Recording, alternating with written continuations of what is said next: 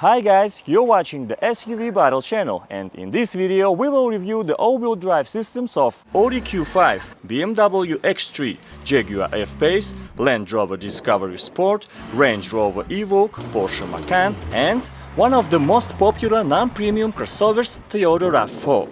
A bit later, I plan to make a comparison test of the new all-wheel drive system of the 5th generation RAV4 with Pierce. And in this video, we are going to see who's got the best all-wheel drive system in the luxury compact segment and what the new RAV4 can demonstrate compared to them.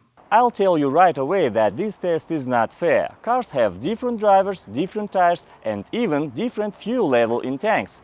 Well, at least all engines are petrol, so make yourself comfortable and let's kick off. This climb is quite familiar to viewers of my channel. Last time we compared the Audi Q8, BMW X6, Volvo XC90, Range Rover Sport and Mercedes GLE, which got stuck and could not pass this obstacle. But at that time we forgot to activate the off-road mode.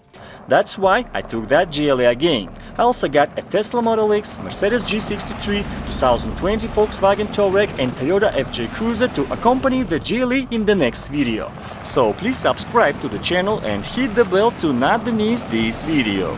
Let's get back to our participants. Unfortunately, I can't equip all participating cars with similar tires. The best I can do in this situation is to control the tire pressure before testing to make sure it is in stock. The first is 2019 Audi Q5 with 2-liter turbocharged engine. The car has winter tires because in my region there is a snow already covering some areas. At this moment the Audi is in comfort driving mode without activation of the off-road assistance. The car reaches the first diagonal suspension and here we observe an intensive wheel slip. The next spot is probably the most complicated one and here the car went diagonal again with the higher incline and deep pothole under the rear left wheel. The front right wheel goes up in the air and the Q5 suspends on 3 wheels. Look at the intensity of the wheel slip. When electronics try to squeeze them, the car attempts to move forward. Then there is another diagonal suspension. Audi slips again, we hear how revs go up and the engine produces more torque. That means the traction control system creates more resistance and more torque goes to the loaded wheels. Finally, the car drives forward on 3 wheels. Seems it's a good test for the Audi's Quattro Ultra all-wheel drive system.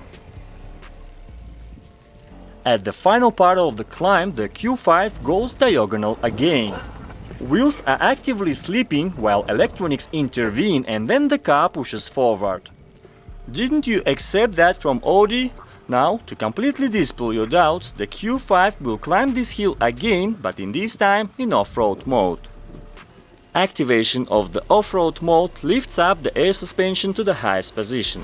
The Audi again has intensive wheel slip at the first obstacle. Well, there's not much of a visible change in Audi's behavior in the off-road mode. The Q5 reaches the difficult part of the hill and starts actively slipping again.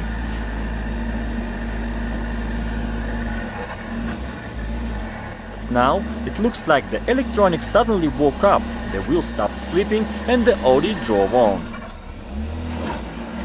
We have another diagonal suspension here, but the electronic system does not break down the slipping wheels, or it does it but quite reluctantly.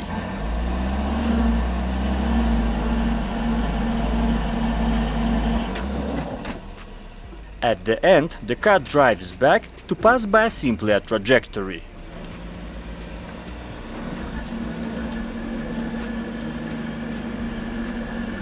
I don't know about you, but seems to me that this Q5 drives worse in the off-road mode than in the comfort. There we come to the final part. Once again active wheel slip and we have the next participant. 2019 BMW X3 with 2-liter turbocharged engine.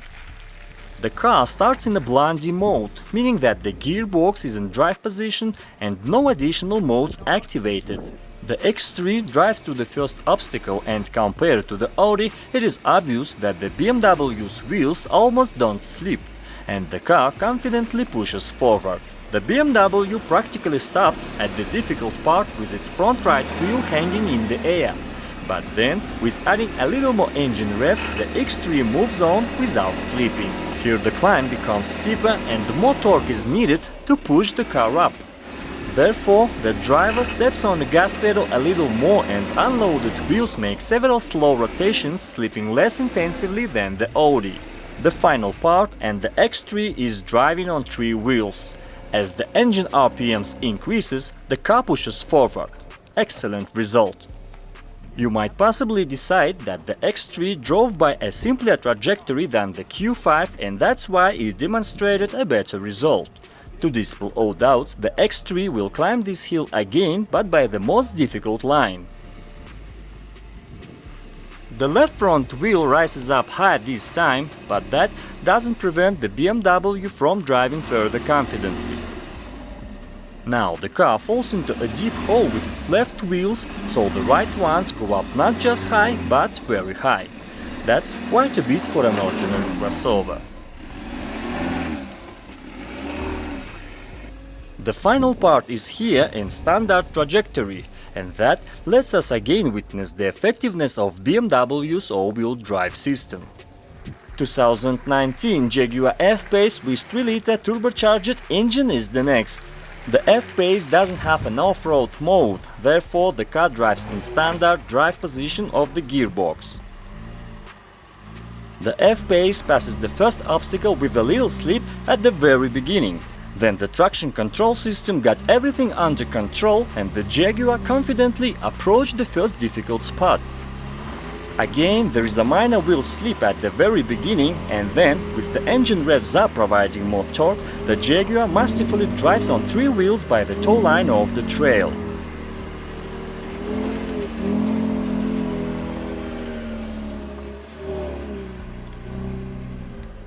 The final part of the climb once again demonstrates the work algorithm of the all-wheel drive system of the Jaguar. Suspension wheels slip a little, then the electronics interfere and the F-Pace confidently passes the obstacle. The next participant is the 2019 Land Rover Discovery Sport with 2-liter turbo engine. The car drives in standard mode and the gearbox is in drive position.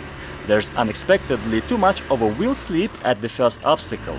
It is visible that the electronics break them down a little but not effectively enough, so suspended wheels slow down and then spin very fast. Unlike other participants of this test, the Discovery Sport passes this part by a simpler trajectory. That's why its rear left wheel suspends more than Audi, BMW and Jaguar had at the same place. The driver keeps the RPMs and it is visible that the traction control squeezes the unloaded wheels to transfer more momentum to the wheels with grip, but that's not enough. The Discovery Sport is not pushing forward.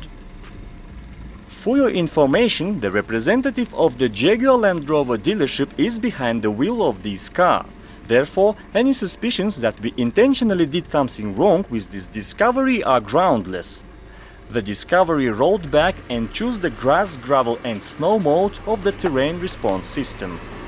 The car drives by the same trajectory and the rear left suspension shows its maximal travel limit. Despite high engine revs, the suspended wheels almost stop spinning, and after that the disco starts moving forward.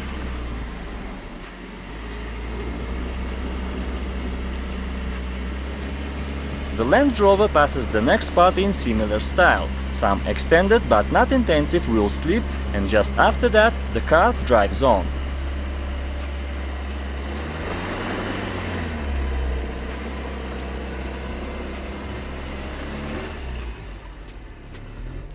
The final part makes things clear. The Land Rover leisurely slips and then pushes forward. Now there's another representative of the Land Rover family, a premium one, the 2019 Range Rover Evoque with 2-liter turbo engine. The car starts in the drive and the terrain response system is in automatic mode. There's a visible wheel slip at the very beginning of the first obstacle and then the Evoque pushes on so confidently that it nearly passes the next obstacle. Therefore, we roll the Range Rover back to make a clean pass.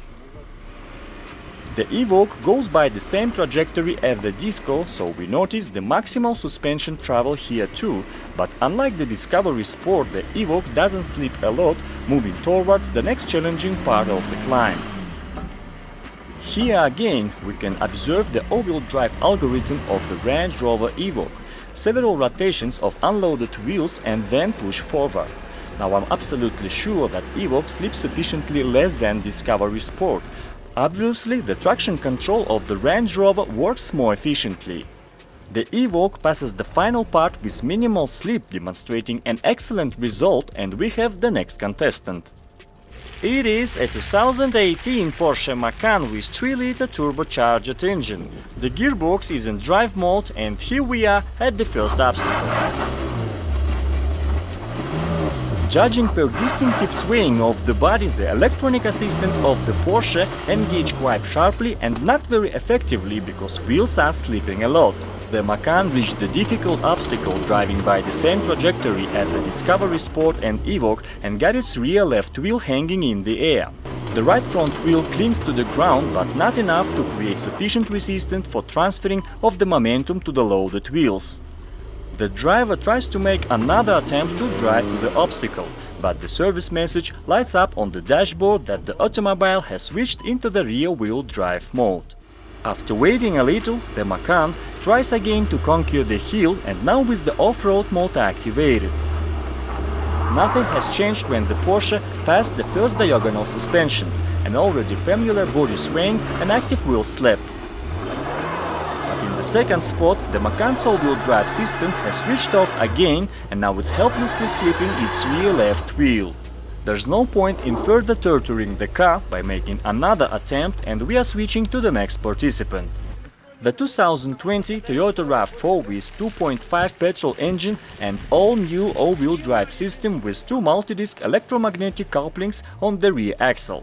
At first, the RAV4 drives in a more simple mode. The gearbox is in drive position. The Toyotas will slip a lot at the first obstacle, and judging by the monotonous engine sound, the electronics doesn't allow the wheels to rotate faster.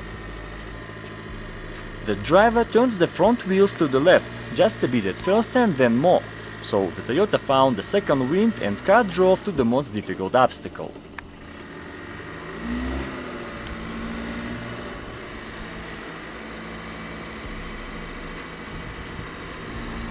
The RAV4 again slips its unloaded wheels, but unlike at the previous part, the steering wheel manipulations of the driver don't lead to any outcome. Now the driver has chosen the mud and sand driving mode. The wheels started slipping a bit more actively and the engine sound went to a higher pitch.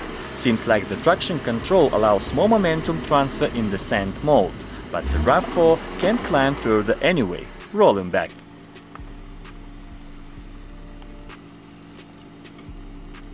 Now the RAV4 tries to climb the hill in rocks and dirt mode.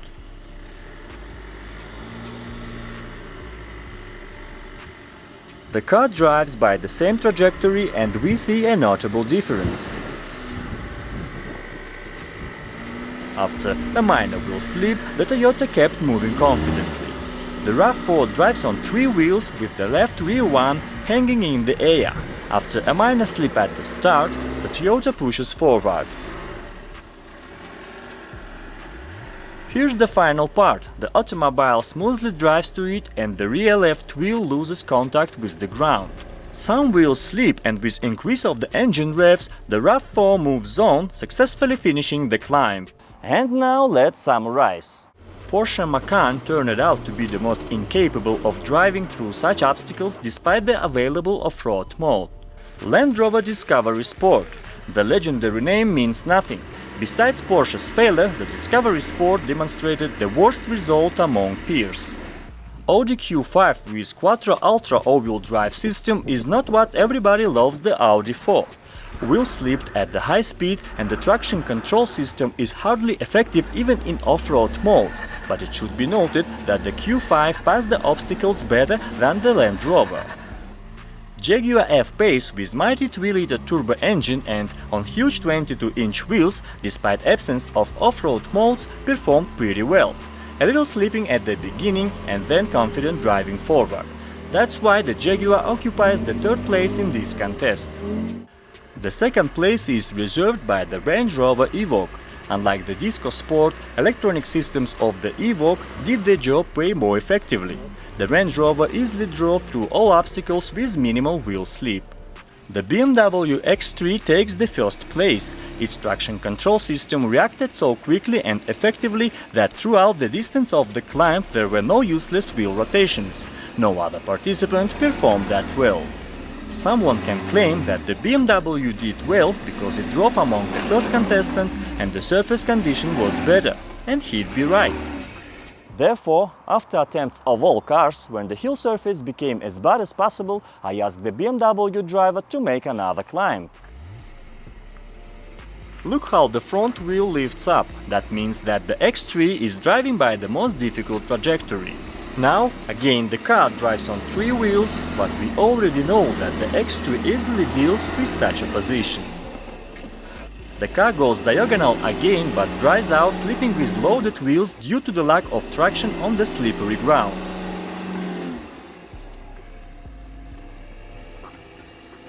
The final part, the rear wheel, hangs at maximum travel, but it is no problem for the BMW X3. I almost forgot about Toyota RAV4. Toyota's all-wheel drive system didn't show an impressive result compared to more expensive, more powerful and technically sophisticated crossovers of the premium segment. But knowing how the all-wheel drive system works on previous generation RAV4, Toyota definitely made a significant step forward. To understand how far they stepped, I will arrange a battle of crossovers where beside this RAV4 there will be Nissan Rogue, also known as X-Trail, Mitsubishi Outlander, Kia Sportage, Subaru Forester, Volkswagen Tiguan and others. So please subscribe to the channel and don't forget to hit the bell to not miss the next video.